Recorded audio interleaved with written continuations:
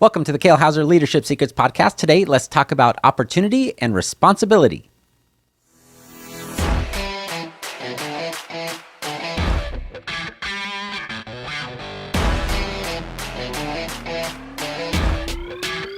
Hello, everybody, and welcome back to the Kale Houser Leadership Secrets podcast. My name is Kale Houser. Thank you for joining me today, and Aloha Friday to those of you that celebrate such things as I do, being a graduate of the University of Hawaii at Manoa in the fantastic downtown Honolulu, Hawaii. Not the most amazing engineering college on the planet, but it was accredited, and I graduated, so that's all that counts. Especially for a degree, as with most everyone, that you don't really use. I used for a couple years and kind of moved on from that. But that is not the point of today's episode. To the point of today's episode, this is actually going to be the first of a kind of a three-part mini-series where I talk about some specific takeaways I had from Marcus Lemonis from Funnel Hacking Live this past couple weeks ago now. And if you don't know who Marcus Lemonis is, here's a quick rundown. He is a multi-millionaire. I don't know if he's a billionaire per se, but I know he is an absolute multi-millionaire. And he is somebody in the business world to absolutely be listened to and pay attention. Now, he is probably most famous for, at least in the public spotlight, for his show on, I think it's CNBC that ran for, I want to say 10 seasons. It's not running anymore. He finished it up, I want to say last year or the year before, called The Prophet. And the whole point of this is he would go around to these small businesses that, of course, would go online and apply. And essentially, it was kind of like a reverse Shark Tank. He would go around to these businesses that were struggling in some form or fashion, and he would come in with his business expertise and, of course, his checkbook and figure out, what they need to fix, what they need to put in place. And his whole mantra was people, processes, and product. So he focused on those three things, right? Do you have the right people running and handling the business? Do you have the right processes in place in order to produce that thing and get it to market? And do you have the right product? Is it the right thing to serve your customers and clients? And it was a fascinating show. That's how I got turned on to Marcus Lemonis from a business standpoint, because he was like just stupid smart about the whole thing. Like he would walk into the business, and it was kind of funny and interesting because it was half like business and like your finances are jacked up. What do you mean you don't have books for the last 3 years? Or, your box, the proverbial box of receipts sitting in the closet somewhere and all this kind of stuff, like just an absolute mess that you see with some of these small businesses. But then he would also, it was like this 40% psychoanalysis and family therapy, because a lot of these businesses, were in some form or fashion family run, or at least had multiple family members as employees and part of it. And he would get into like the family dynamics and the psychology and all this stuff. And it was just fascinating to watch, because it was filmed as a reality show. A lot of it was unscripted. Certainly, as with everything, even reality shows, there are parts that are scripted and things that the producers encourage to happen. But a large part of it, at least I'm convinced of, or at least that felt that it was real. Like it was him going in and having these real conversations with these people of, why their business is failing, what they did wrong, the mistakes they've made, and all those things, not in an accusatory, but really just as an analysis and like, how do we fix them and move on and past this? And it was just fascinating. But beyond that, the TV show that was very successful, The Prophet, I would highly recommend, if you're at all interested in business just in general, to kind of check it out. It has entertainment value as well as like practical business value to it as well. But he was, and I don't know if he still is, I think he might still be, is the CEO of Camping World. And once he took over as CEO, like he turned Camping World into like the number one RV camping retailer in the United States and maybe even in North America. Like that's because that's the type of businessman that he is. And he, became very, very, very wealthy. And of course he has branched out into other business stuff. So that's Marcus Lemonis. He's very easy to listen to. He's very easygoing. He's very down to earth. He's a Cuban heritage, or by heritage, but he was adopted, and so he has that kind of story of coming out of, I think he was even in orphanages early in his childhood, and then moved into an adoption and going through that process and what all that means to be an orphan and an adopted kid, and still achieving success and finding business success and all that kind of stuff, and continuing to do so. I think he even has a new show coming out jumping on kind of I think it's called the Renovator, jumping on the house craze. But he kind of admitted, he's like, really, it's a therapy show where he goes in and he tries to fix broken families under the guise of fixing these houses and stuff, which is kind of interesting because I think that's really where his passion lies. But so here we are at Funnel Hacking Live. It's the last day because he was like the final keynote speaker.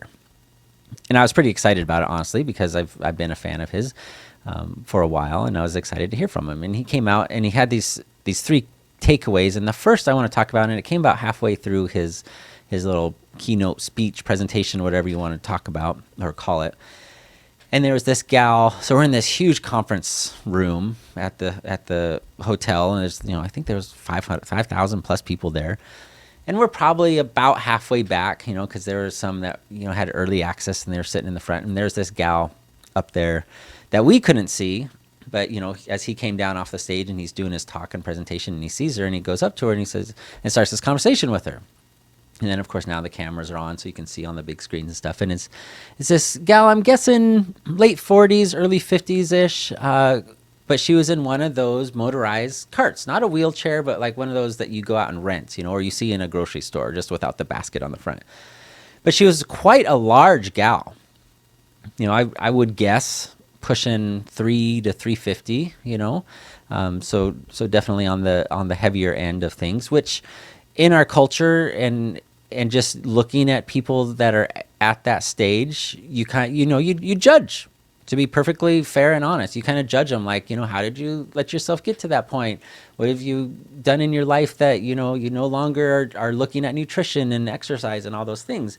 And everyone has circumstances and everyone has a story. And he kind of just started talking to her about it. And it started off with asking her, and she's like, and you could see her because I think she was obviously kind of embarrassed because she recognized that people were probably judging her in this audience. Because this is an audience of kind of high performers, like a lot of people that, they're entrepreneurs. They're a lot of them very, very, very successful entrepreneurs, and that kind of expands into their whole lifestyle. But here she is in the front row in this motorized cart, and she goes, yeah, you wouldn't believe it by looking at me, but when I was 19, I actually ran the Boston Marathon and did all these things. And she said, and so she kind of went into her story of these reasons of these, one thing happened and then the next and the next and the next. And then she found herself in this position. And she says, I tried, this was on the last day of this 4-day conference. She said, I tried, I was walking the first day, but between my leg and my knee, I was just in so much pain at the end of the night. Cause we're in this massive hotel and it's like at least a half mile, if not 3/4 mile walk, depending on where your room is, between the conference center and your room and all that. There's just a lot of walking, as with most conferences.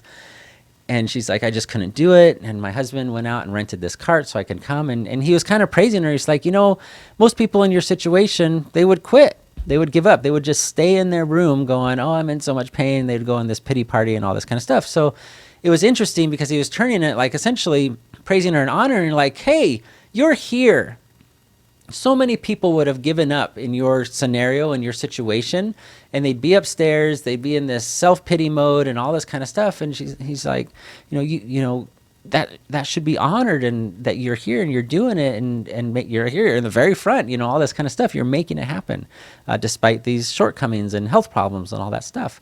And so that was kind of neat to see. But that's not what the point of this story is. That's kind of the groundwork of it.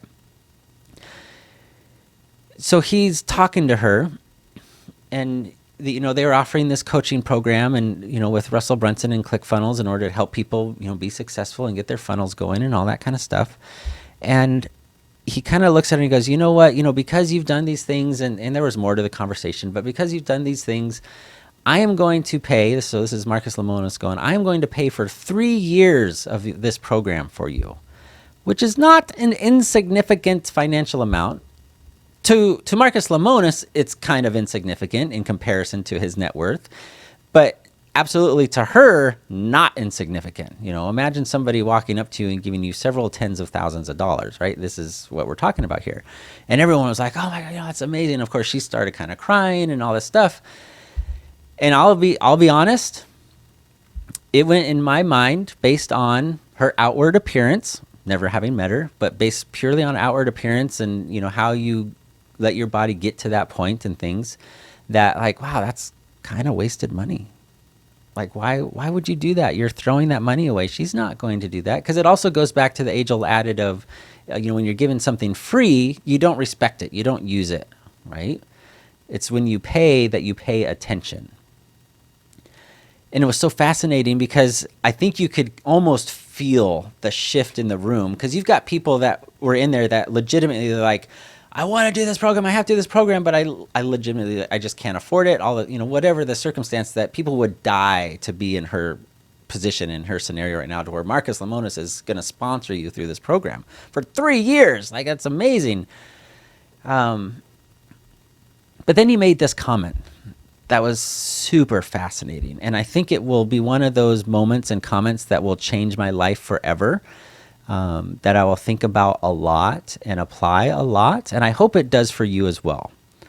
He goes, I have given her an opportunity in the form of, I am paying for 3 months of this coaching program through ClickFunnels in order to help her business and get set up and be successful, all those things.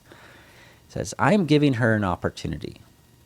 He says, it is not my responsibility to ensure that she takes advantage of it, to ensure that she respects it, to ensure that she uses it, to ensure that she does anything with it beyond this moment of really just accepting it.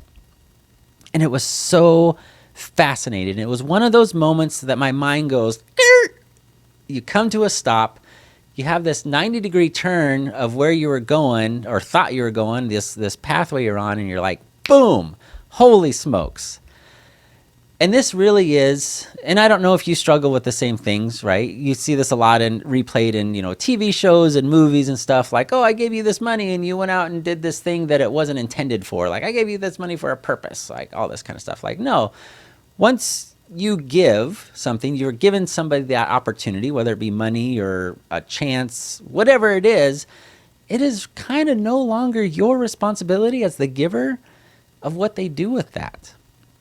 And he went on to explain a little bit, and you got this impression, like him as a person, like I think he believes a lot in donating to charity and giving to worthwhile causes. And he probably does this a lot as he runs into people, gives them these acute opportunities of, whatever they are, in this case, this coaching program. But that serves him, that serves his soul, that serves his conscience of, hey, I've got all these resources. How do I give back and give other people opportunities? Probably similar to something in his past that he was given an opportunity that he took advantage of, or maybe didn't take advantage of. That's entirely possible. But he made that comment of, it is not my responsibility to ensure that she does something with that she takes advantage of it, that she becomes successful. She's like, I've given her the opportunity. It's kind of like giving somebody a fishing pole and teaching them how to use it. It's not your responsibility to ensure that they go out and catch fish to feed themselves every day. Like, you've given them the opportunity. You've given them the tools that will help them be successful should they choose to take advantage of it and implement and use. And it was fascinating. And it completely changed my outlook, as I've said, on kind of that. And not only with charity or donations or, whatever you do with your money in the form of, maybe helping other people or how you give other people control of those resources. But like, we all have our own reasons for helping other people. Because in this case, it was, quote unquote charity. But those reasons for helping them can't be because you're wanting control of some aspect of their life by virtue of the help you've given them. And you see this a lot, especially, like, hey, the classic, don't do business with family, don't loan money to family or friends. It'll destroy the friendship, because you're not loaning in good faith of, hey, this is yours to do with, I believe in you, or here's this opportunity because of my resources, I'm imparting them to you, and you now have this opportunity. It is totally up to you. I have given freely of these resources with no expectation in return. And this was the spirit and attitude that he was doing it. And I thought it was absolutely fascinating and something that I am going to and want to strive to implement as I am put in the position to give other people those opportunities, to not have an attached expectation of, you better turn your business around and make $5 million because this coaching program in the next 3 years, otherwise you owe me that money back, or, it's something stupid like that. And it was just really, really fascinating. So yes, like I said, that was kind of the first of 3 takeaways, and they're all just as amazing as this. That were these very much aha moments as I was listening to him, and just absolutely fascinating. So I hope you got something from that. Give people an opportunity, but don't make the mistake of thinking it's your responsibility that they take advantage of that opportunity. And that might not just be finances. That might be an opportunity in your business in the form of a job, in the form of a promotion, all those types of things. Give them the tools and the environment in order to be successful. But ultimately, it's our own decisions whether or not we're going to be successful and take advantage of opportunities that we have been given. And I need to do better honoring that in myself, of taking responsibility of the opportunities that I have been given in all kinds of different scenarios, and honoring that for myself and for those that have believed in me enough to give me that opportunity, whatever that looks like. So I hope you have that attitude as well in your life for people that have given you opportunities, whether starting a business or the position that you're in your company, to respect that and honor that and make the most of it. But also on the flip side, as you give other people opportunities, understand it's not your responsibility. You can't hold them to your expectations because of a false sense of responsibility. Make sense? Cool. All right, so stick around. We've got at least 2 more that I know of right now. Who knows, there could be another that pops into my brain at any second. Again, Aloha Friday. I hope you have a fantastic weekend, and no matter where in your world, have a great afternoon. Bye.